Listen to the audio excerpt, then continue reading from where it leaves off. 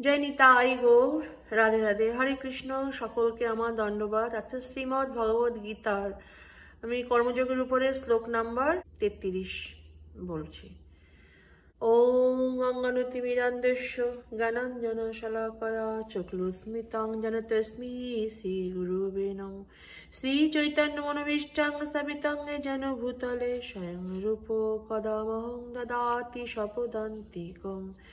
বন্দেহং শ্রীগুরু শ্রীযুতপদ কমলং শ্রীগুরুর বৈষ্ণবং শ্রীরূপং সাগ্রজাত সগণ রঘুনাথদিতং তং সজিজং সাদিতং সউদিতং পরিজন সহিতং কৃষ্ণ চৈতন্য দেবং শ্রী রাধা কৃষ্ণ পদং সগণ ললিতা শ্রী বিশাখানাথশ্চ। হে কৃষ্ণ করুণা সিন্ধু দীনবন্ধু জগৎপথে গোপীশ গোপিকা কান্ত রাধা কান্ত নমস্তুতে। 26 তারিখ জন্মাষ্টমী আসছে।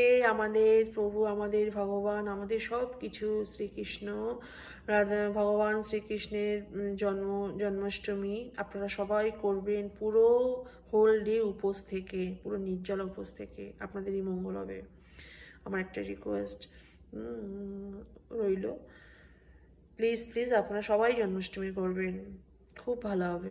তপ্ত কাঞ্চনা গৌরঙ্গী রাধে বৃন্দাবনেশ্বরী বৃষভানু সত্যে দেবী প্রণমা।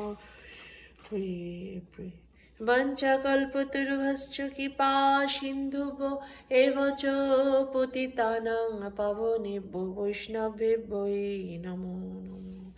জয় শ্রীকৃষ্ণ চৈতন্য প্রভু নিত্যানন্দ শ্রী অদ্বৈত গদাধর শ্রীবাসাদি নিতাই গৌর ভক্ত বৃন্দ। হরে কৃষ্ণ কৃষ্ণ কৃষ্ণ হরে হরে, হরে রাম রাম রাম হরে হরে। শ্লোক নাম্বার 33 কর্মযোগ। সদৃশং চেষ্টতে শস্যা প্রকৃতি জ্ঞানবানোপি প্রকৃতিং জানতি ভূতানি নিগ্রহ কিং করস্যতি। গীতার গান কি? বহুকাল হতে যারা প্রকৃতির বশ নিগ্রহ করিতে নারে হইয়া বিবশ।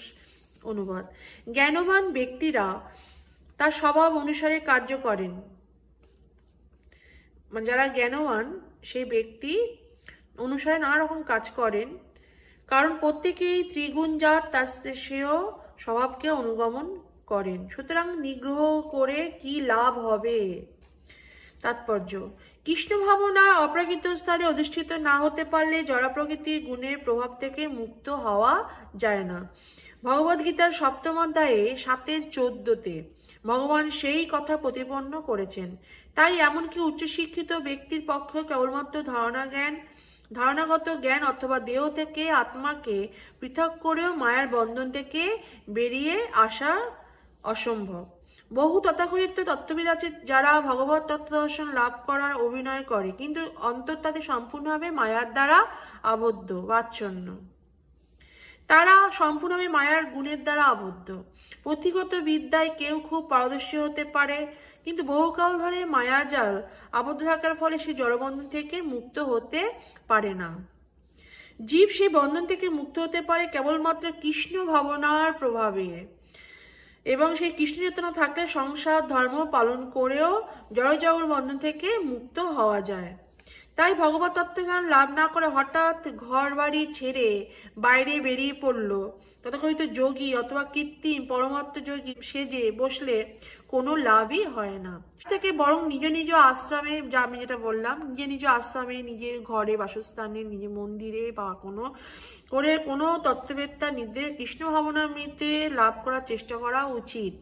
এইভাবেই ভগবত তত্ত্ব জ্ঞান লাভ করার ফলে মানুষ মায়ামুক্ত হতে পারে। হরি বল, জয় নিতাই গৌর, রাধে রাধে। আমরা সবাই তো মায়াবদ্ধ জীব, সুতরাং আমরা এই মায়াটাকে কাটাবার জন্য ভগবান শ্রীকৃষ্ণের নাম করতে হবে। শ্রীমদ্ ভগবদ গীতা কি জয়। বাঞ্ছা কল্পতরুভশ্চ কৃপা সিন্ধুভ্য এবচ পতিতানাং পাবনেভ্যো বৈষ্ণবেভ্যো নমো নমো। জয় শ্রীকৃষ্ণ চৈতন্য প্রভু নিত্যানন্দ শ্রী অদ্বৈত গদাধর শ্রীবাসাদি নিতাই গৌর ভক্তবৃন্দ। হরে কৃষ্ণ কৃষ্ণ কৃষ্ণ হরে হরে, হরে রাম রাম রাম হরে হরে। শ্রীমদ্ ভগবদ গীতা কি জয়। আমার প্রণাম নেবেন সবাই।